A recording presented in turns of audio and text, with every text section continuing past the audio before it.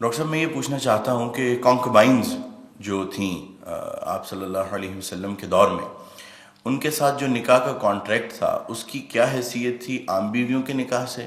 مختلف کیا تھا اس میں؟ اور ان بطور بیوی ان کی حیثیت کیسی تھی، اور ان کے ساتھ کس طرح کا معاملہ کیا جاتا تھا، اور بعد میں وراثت میں ان کا کیسا حصہ تھا؟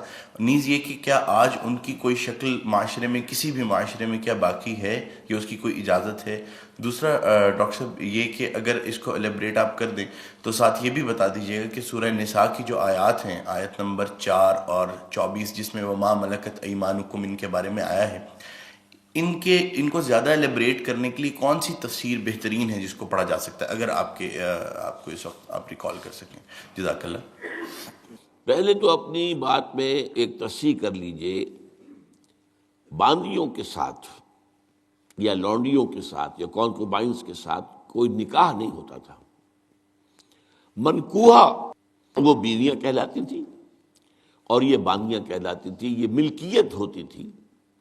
بیوی ملکیت نہیں ہوتی، بیوی تو ایک سوشل کانٹریکٹ کے تحت آپ کے ساتھ آتی ہے، زندگی گزارتی ہے، اس کی مرضی کے بغیر اس کا نکاح نہیں ہو سکتا، اس کی اجازت سے نکاح ہوا ہے، اور بیوی جو ہے اس کو یہ حق بھی حاصل ہے کہ وہ کبھی چاہے تو آپ سے سیپریشن جو ہے وہ حاصل کر لے۔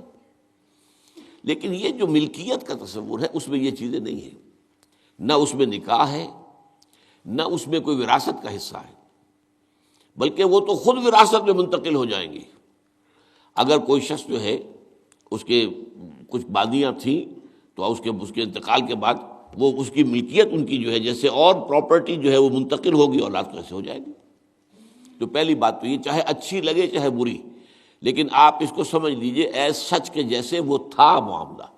ہمیں اس کے اندر جو ہے وہ کچھ اس کو پہلے ٹیبل بنانے کے لیے اور اس کو جو ہے اس کے اندر کوئی ترمیم نہیں کرنی چاہیے۔ سٹیٹس جو ہے باندی کا، کانکوبائنز کا، وہ یہ ہے جو میں نے آپ کے سامنے رکھا۔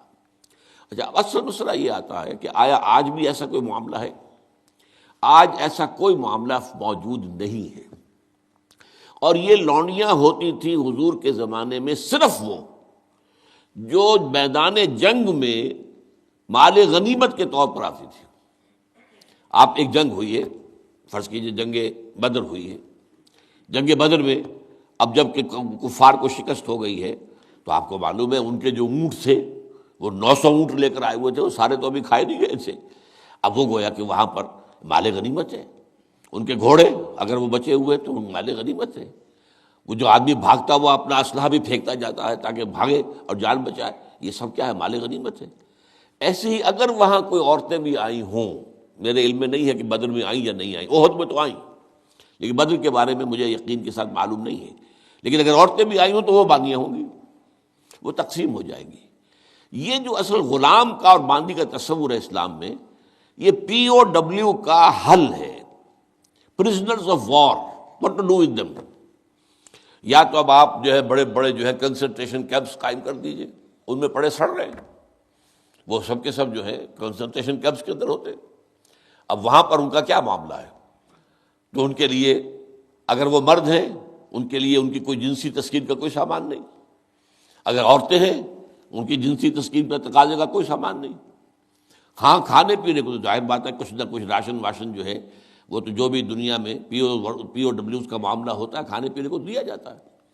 اسلام نے یہ کیا ہے کہ بجائے اس کے کہ پی او ڈبلیوز جو ہیں وہ اسلامی بیت المال پر بوجھ بن جائے، انہیں ایبزارب کرو معاشرے کے اندر، انہیں تقسیم کر دو لوگوں کے اندر، اور ان کی حیثیت غلام کی اور باندی کی ہوگی۔ انہیں آپ کو کھلائیں بھی وہ، حضور فرماتے ہیں جو خود کھاتے ہیں وہ کھلائیں، جو خود پہنتے ہو وہ پہناؤ، اچھے سے اچھا سلوک کرو۔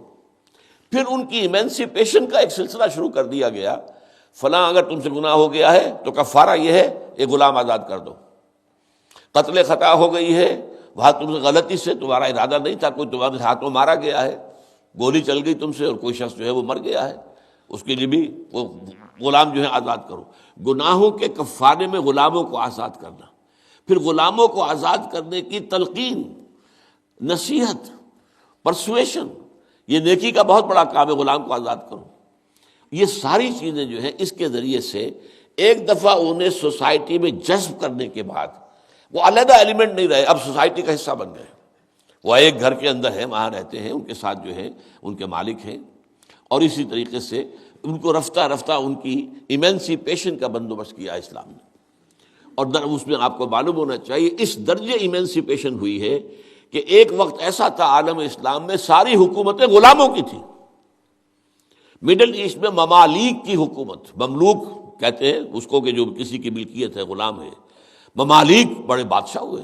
ہندوستان میں جو دہلی میں پہلی حکومت قائم ہوئی ہے وہ کون تھے؟ خاندان غلامہ، قطب الدین ایبک اور یہ بلبن، ایسے ایسے شاندار، اور جو ہے اور یہ التتمش، یہ کون تھے؟ غلام تھے. ہمارے بڑے بڑے دین کے علماء ائمہ غلام، چنانچہ بڑے علماء اساتذہ غلاموں میں سے. تو اسلام نے یہ راستہ اختیار کیا ہے. البتہ آخری سوال کا یہ ہے جو میرے اپنے ذہن میں ہے کہ اسلام نے اس انسٹیٹیوشن کو فائنلی ایبروگیٹ کیوں نہیں کیا؟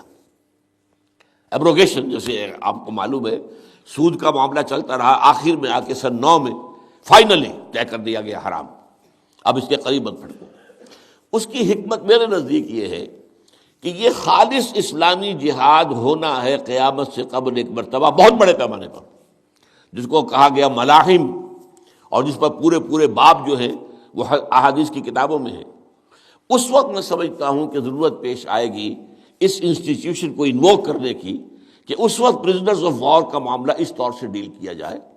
لیکن اس وقت تک کسی آزاد انسان کو پکڑ کر غلام بنا لینا بہت بڑا گناہ ہے، ناقابل معافی گناہ ہے، کسی کو حق حاصل نہیں ہے.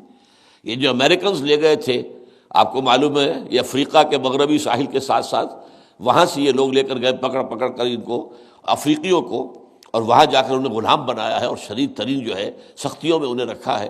یہ معاملہ اسلام میں نہ کبھی ہوا ہے، نہ اس کی کوئی اجازت ہے. کسی غلام، کسی آزاد انسان کو پکڑ کر زبردستی غلام بنا لینا، اس کی نہ کبھی اجازت رہی ہے نہ کبھی ہوگی. البتہ پرزنرز آف وار کے معاملے میں یہ شکل ہے جو اسلام میں رہی ہے، اور ہمیں اسی طریقے سے سمجھنا چاہیے.